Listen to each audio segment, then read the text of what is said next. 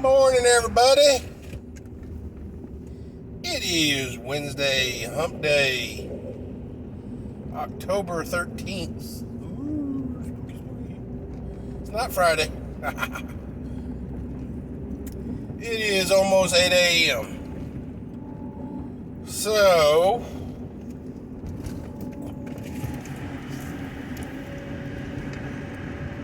ladies and gentlemen of the jury,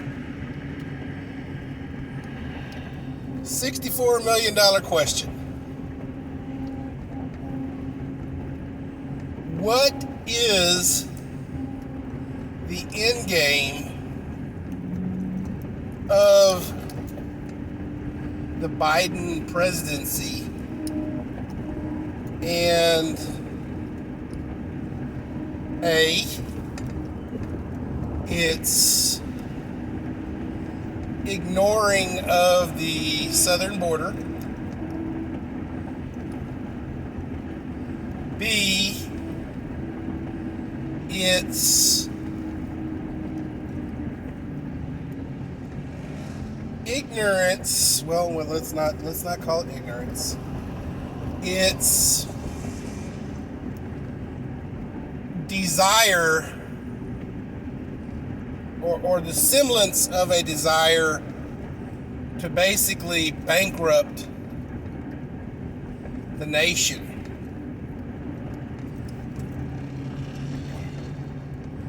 C,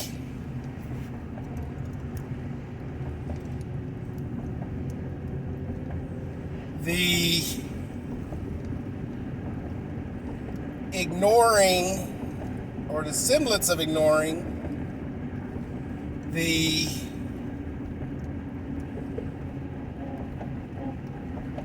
movements of China.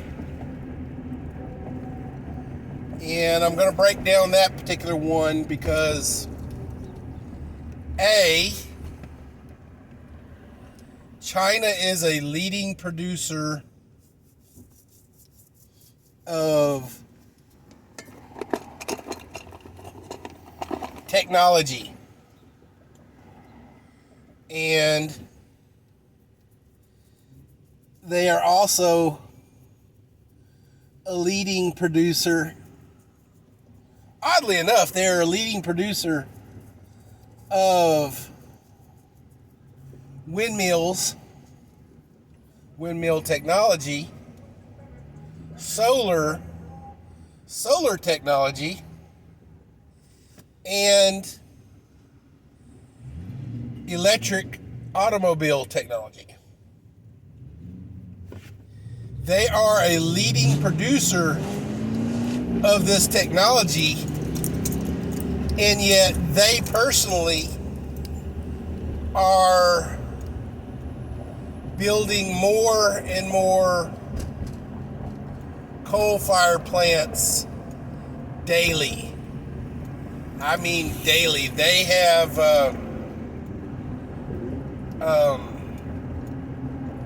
put on their books that they're going to build, I think it is 20 more coal-fire plants in the next 5 years. 20, guys. They're not putting up solar arrays. They're not building windmill farms. They're not driving electric cars. But Biden and the D's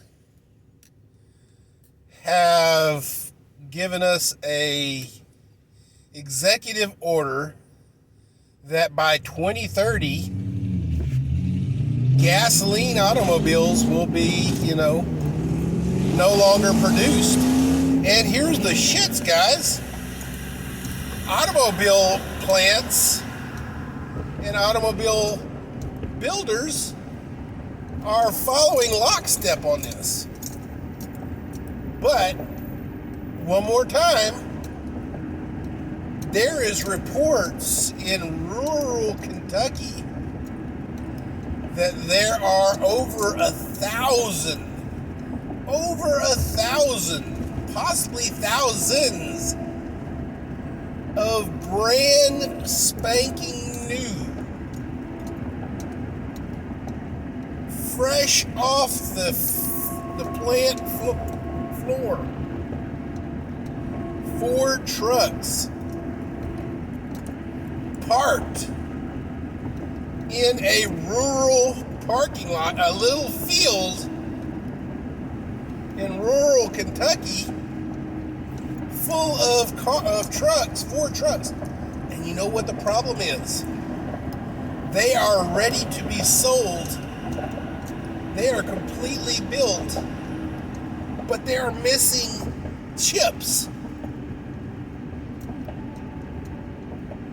They are missing technology coming from China. How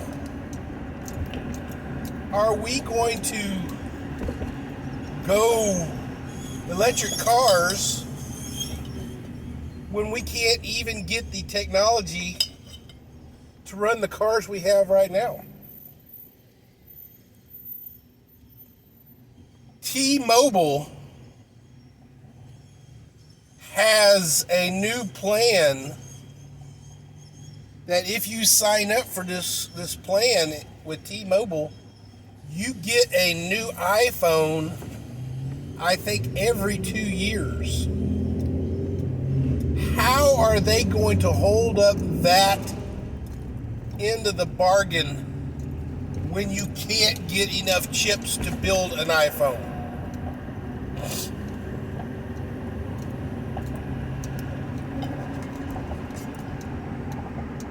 How are we going to go green when we can't get solar panels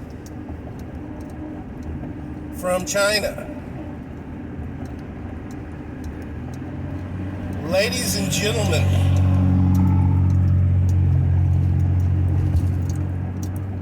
this Green New Deal puts us in the pocket of China, and China ain't giving us shit. They're saying, fuck you.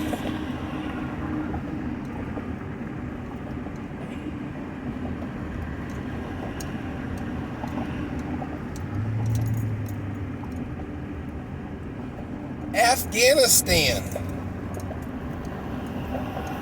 is the leading producer of lithium in the world.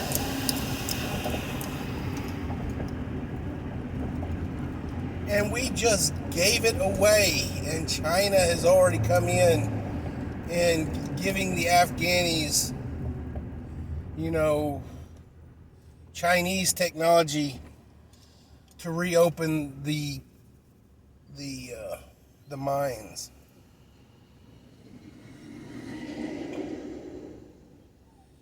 Under the Chinese banner. We are giving them the resource that they need. We have nothing, well, almost nothing to bring to the table to keep China in check. When we controlled the lithium mines, China had to come to us for lithium. We could control what the lithium was being used for. The only thing we have left to bargain with is natural gas. China produces no natural gas on its own territory. In its own land, it has zero natural gas. It has to export it. And they love natural gas. They crave natural gas because it is cleaner than the coal. Our athletes go to China for these Olympic Games and they cannot breathe because of the pollution in China.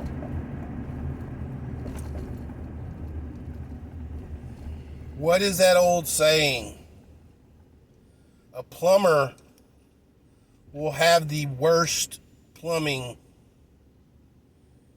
in his own home. A mechanic will drive a clunker.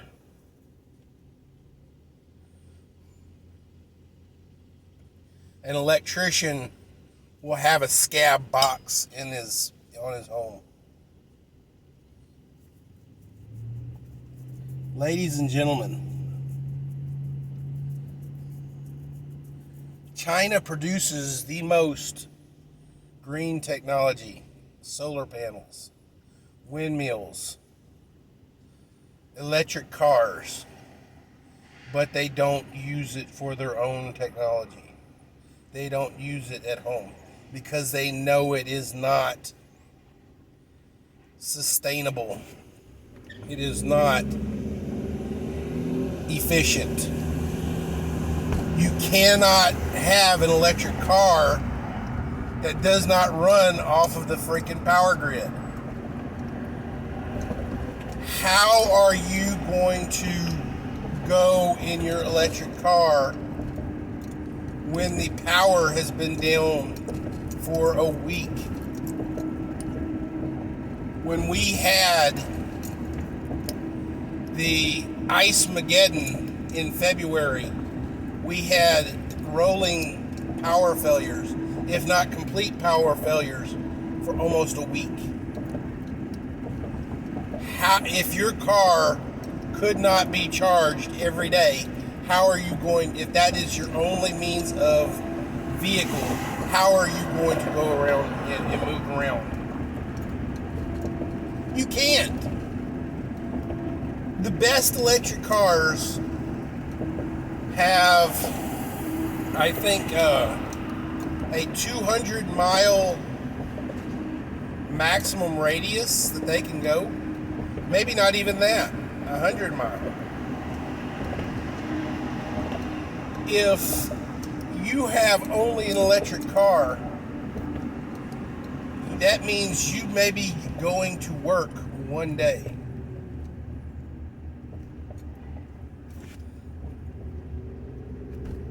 Sorry, can't go to work. My electric car won't charge up.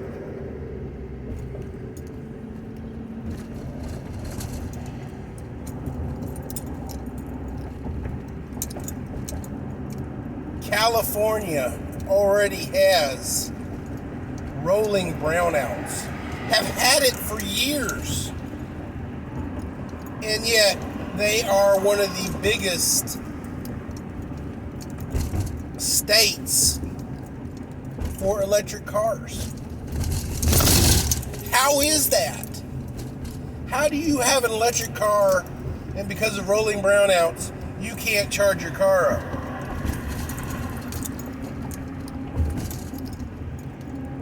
Ladies and gentlemen,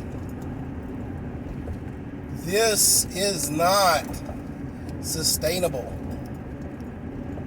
This is not efficient.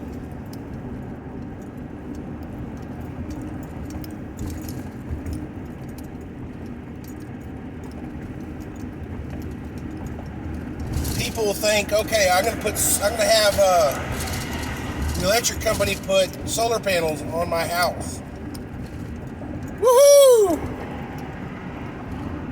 Do you know that those solar panels have no storage for that solar energy? Basically, that solar energy is purely 100% there to offset your already existent power usage. If the power goes down, you go down too. That solar panel does not accumulate power in a storage unit, period. You will still need to get a gasoline or a natural gas powered generator to have a backup power supply. If I'm not mistaken, if the power goes off, the solar panels completely go off. It takes a relay that is opened whenever the power is on that feeds the power grid via your solar panels. So when the power kicks off, the relay shuts off and that solar panel sits stagnant on your roof doing absolutely freaking nothing. Your best bet is to get a non-publicly traded, a independent builder to put you solar panels on your home with an on-site storage unit. Meaning you need a really, really, really, really, really big battery in a closet or in your garage somewhere to store that electricity for future use. Because the power company ain't doing it. All they're doing is offering you an offset. Yeah. Your light bill may be, 20, 30, 40% cheaper. Maybe even 50% cheaper. But what happens whenever your power goes off, just like the guy next door with no solar panels? It's not sustainable, guys. It's not what you think. It is a bait and switch.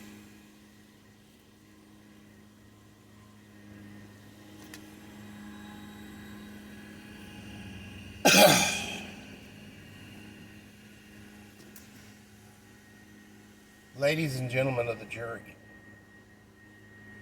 what is the end game for the D's? The Great Reset. Tear the nation down so they can build it back better. Quote unquote. You can't build something. You can't rebuild a house until you demolish it. You have to go in and you have to demolish what is bad or what needs to be fixed. And what needs to be fixed, according to the D's? Capitalism. They have to destroy the current way of life, the current way of doing everything, before they can do that. They can implement socialism. And what is socialism? Socialism is communism light. It ultimately leads to communism.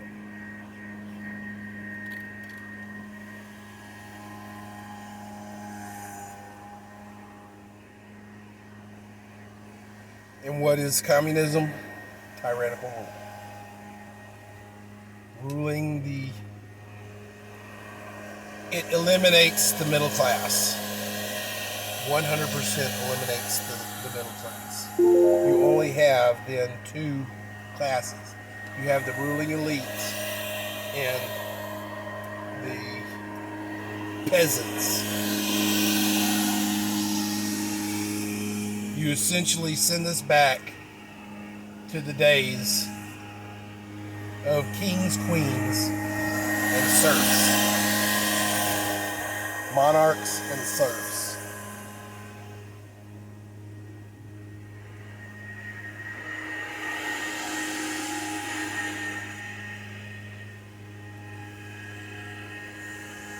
Ladies and gentlemen of the jury,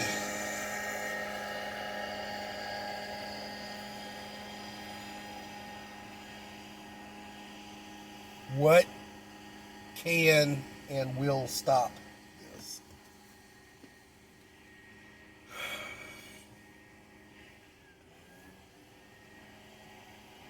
Ultimately, nothing good. It's already too far gone. The ball is too far rolling. The time for elegant speeches, the time for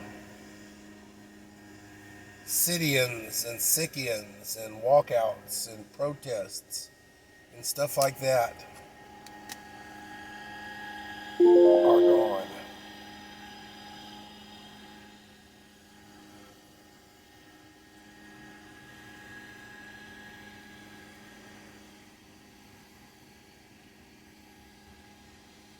The line in the sand has been pushed too far.